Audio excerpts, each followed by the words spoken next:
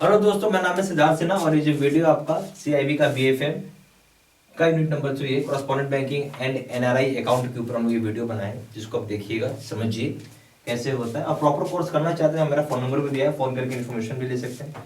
Video के description box में भी सारी डिटेल्स आपको मिल जाएगा। चलिए हम लोग उस कोर्स को स्टार्ट करते हैं। तो सबसे पहला शब्द है कॉरेस्पॉन्डेंट बैंकिंग। क्या नाम इसका? Correspondent banking. क्या समझते हैं आप इससे?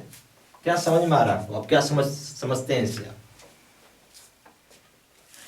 कॉरेस्पॉन्डेंट बैंकिंग होता क्या है, पहला चीज तो ये समझिए। यानी एक बैंक का अकाउंट दूसरे बैंक के अकाउंट में खुला हुआ है, एक बैंक दूसरे बैंक के साथ बैंकिंग कर रहे हैं। पर यहाँ पे जब कॉरेस्पॉन्डेंट आ रही है तो हम ये कंट्री होगी, एक कंट्री से दूसरे कंट्री की बात हो रही है, ठीक है। तो ये हो गया आपका एसबीआई, ये हो गया आपका मेट्रो बैंक, ठीक है। मेट्रो बैंक यूएसए का है और एसबीआई सभी लोग जानते होंगे कि भारत का ही बैंक है, ठीक है।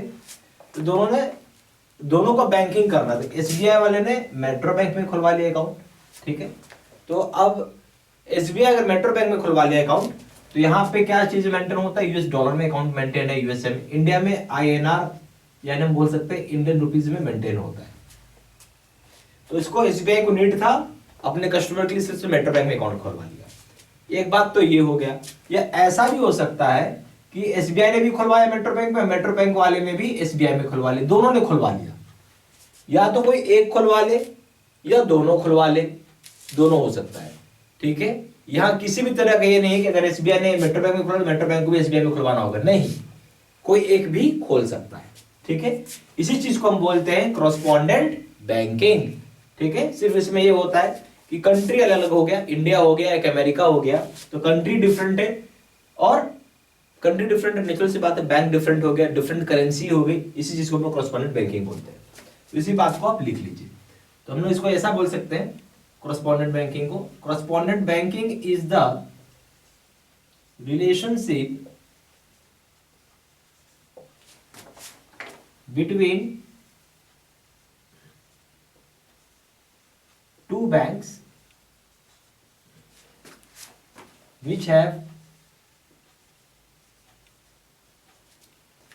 mutual accounts with each other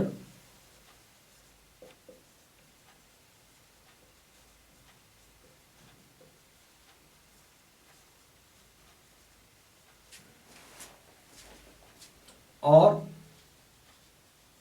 one of them having account with each other।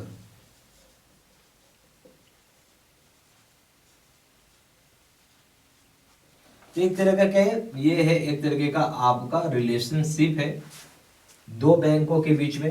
क्या रिलेशनशिप है? दो बैंकों के बीच में म्यूचुअल अकाउंट हो सकता है। म्यूचुअल अकाउंट मतलब दोनों ने एक दूसरे के साथ खुलवा लिया, या कोई एक भी खुलवा सकता है, ठीक है। अब हम लोग बात करेंगे क्या क्या काम करेगा कॉरेस्पॉन्डेंट बैंकिंग। बहुत काम करता है कॉरेस्पॉन्डेंट बैंक, ठीक है। तो हम लोग थोड़ा पढ़ते हैं क्या क्या काम करेगा कॉरेस्पॉन्डेंट बैंक। ये सारा पॉइंट लिखते चलिएगा, मैं बोर्ड में से लिखता हूं ताकि आप लोग सारा पॉइंट्स लिख सकें। अब हम लोग दूसरा पॉइंट है कि कॉरेस्पॉन्डेंट बैंक का फंक्शंस क्या है। इसका फंक्शंस क्या है, क्या काम करती है कॉरेस्पॉन्डेंट बैंक, हमें ये जानना है। तो ये बहुत सारा काम करती है, जैसे क्लियरिंग हाउस का फंक्शन करेगी, कलेक्शन करेगी, पेमेंट्स करेगी, ओवरड्राफ्ट और लोन की फैसिलिटी देती है, इन्वेस्टमेंट सर्विसेज देता है और दूसरी तरह का भी सर्विस देता है, जैसे कि लेटर ऑफ क्रेडिट को एडवाइस करना, एलसी को कंफर्मेशन करना, इशू करना गारंटी, बीट बॉन्ड परफॉर्मेंस का। फिर है फॉरेन एक्सचेंज सर्विसेज, जिसमें इंक्लूड किया गया डेरिवेटिव प्रोडक्ट्स को, कस्टोडियल सर्विसेज, ट्रेड रेफरल्स और credit report on foreign parties, service relating to investment of overnight surplus funds, short term deposits और सिक्योरिटीज के ऊपर। दूसरे तरह का फंड राइजिंग सर्विसेज, जैसे कि placement of shares, bonds, ADR, GDR, training seminars भी अरेंज करता है डिफरेंट टॉपिक डेवलपमेंट के ऊपर। बहुत सारा फंक्शन है, मैं इसमें से कुछ फंक्शन लिख देता हूं, आप इसको नोट डाउन कर लीजिए जो इंपॉर्टेंट है। तो सबसे पहला हो जाएगा यहां पे क्लियरिंग हाउस का भी फंक्शन करते हैं। क्या करते हैं? क्लियरिंग हाउस का फंक्शन करते हैं। दूसरा लिख लीजिए, कलेक्शंस करते हैं। तीसरा, पेमेंट्स करते हैं। चौथा, ओवरड्राफ्ट एंड लोन फैसिलिटी है।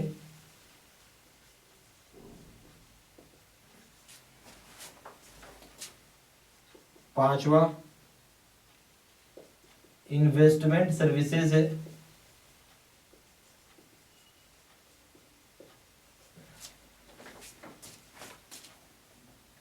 फिर इसके बाद एलसी को एडवाइजिंग करते हैं। एलसी एडवाइजिंग,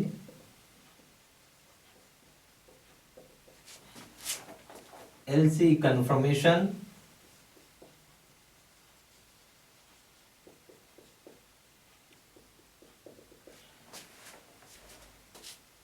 बैंकर्स एक्सेप्टेंस करते हैं।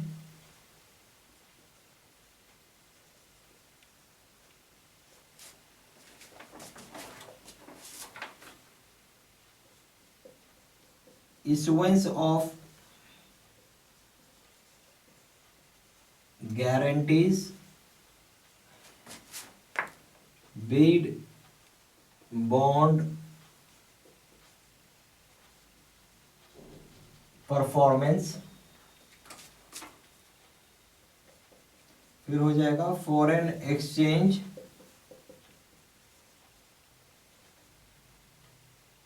सर्विसेज,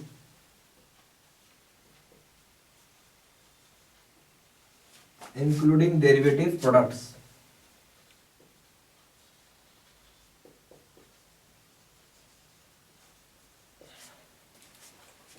कस्टोडियल सर्विसेज है। उसके बाद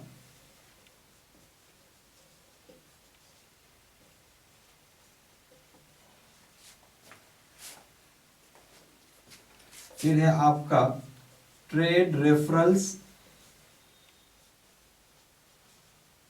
एंड क्रेडिट रिपोर्ट्स,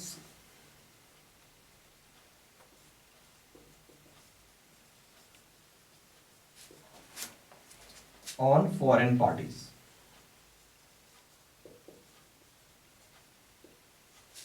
ये सारा चीज है, इसका काम होता है। सारा पॉइंट्स जो मैंने लिखा है प्लीज कॉपी में लिखते चलिए, ठीक है। लिखिएगा तो ये आपको नोट्स बनेगा और तभी आपका एक सही तरीके का तैयारी हो पाएगा। अब आइए तीसरा पॉइंट में।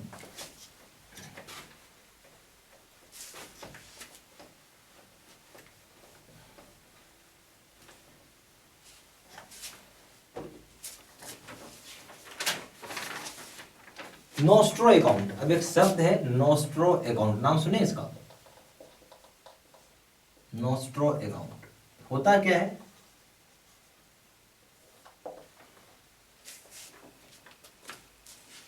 सीधा सा एग्जांपल आपको लेके समझाऊंगा कि भारत का एसबीआई है, इसने ओपन किया है मेट्रो बैंक में।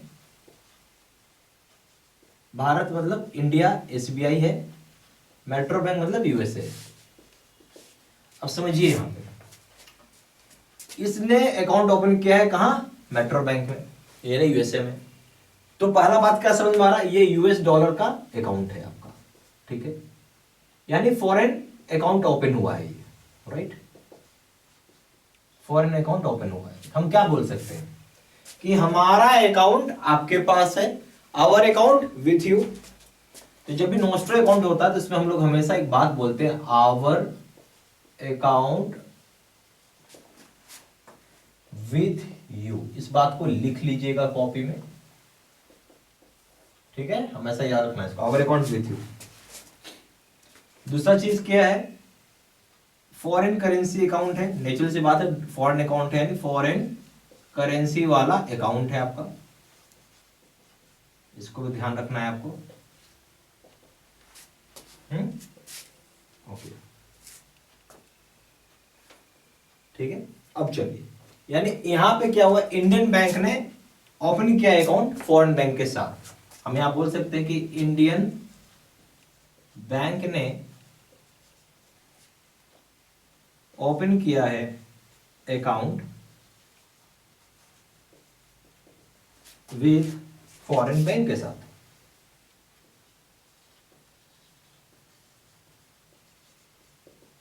यानी इंडियन बैंक ने यहां अकाउंट ओपन किया है फॉरेन बैंक के साथ, ठीक है।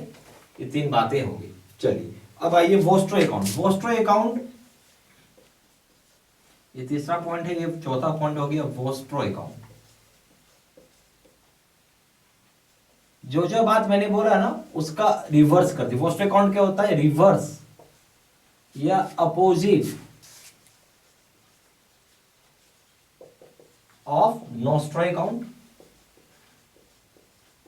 अब इसको भी हम लोग थोड़ा समझ लेते हैं, ठीक है। यानी उल्टा होता है नोस्ट्रो अकाउंट का, बिल्कुल उल्टा है आपका वोस्ट्रो अकाउंट। इसमें होता क्या है एक्चुअली वो समझिए आप थोड़ा।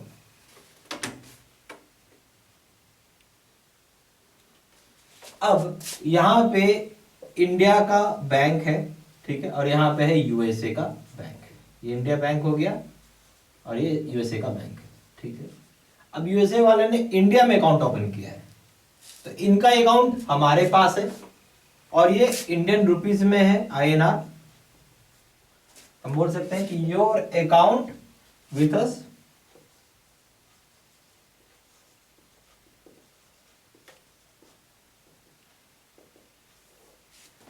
पहला बात, ये इंडियन करेंसी अकाउंट होता है।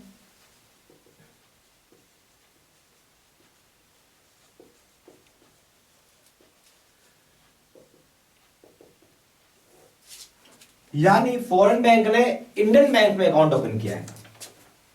फॉरेन बैंक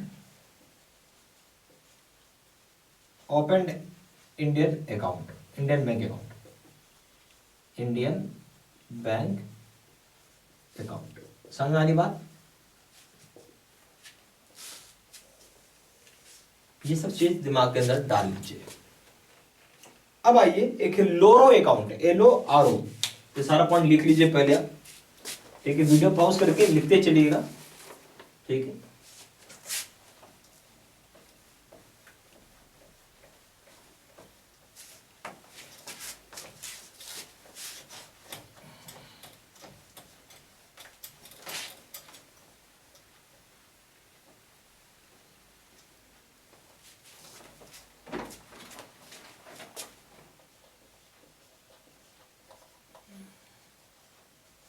लोरो अकाउंट है।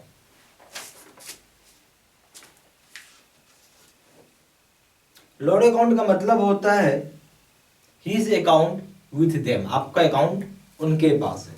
हो सकता है ये अकाउंट इंडियन रुपीस में भी हो सकता है अकाउंट फॉरेन करेंसी में भी हो, यानी दोनों करेंसी में अकाउंट ओपन होता है।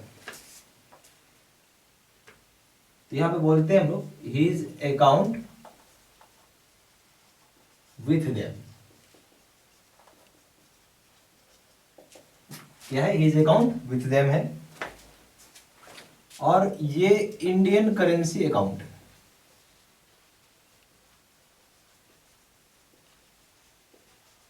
सॉरी, इंडियन करेंसी अकाउंट भी हो सकता है या फॉरेन करेंसी का भी अकाउंट हो सकता है, दोनों में हो सकता है। चाहे आप इंडियन करेंसी में खुलवा लो, चाहे फॉरेन इंडियन करेंसी में खुलवा लो, चाहे फॉरेन करेंसी में खुलवा लो, ये दोनों ऑप्शन आता है।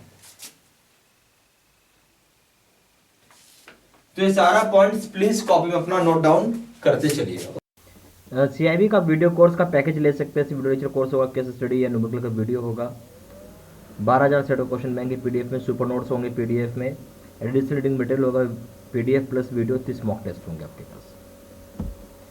और इस प्रोग्राम का नाम है CIB का face to face video course है, जो मैं खरीदने के लिए आपको बोलूँगा। सबसे ज़्यादा सेलिंग और सबसे ज़्यादा पावरफुल कोर्स है ये। CIB का ABM करें, BFM करें, रिटेल बैंकिंग करें, इसका दाम है, कोई भी एक पेपर करते हैं इसका दाम है 1500 रुपये। अगर आप CIB का ABM प्लस BFM करेंगे इसका दाम है 2700 रुपये।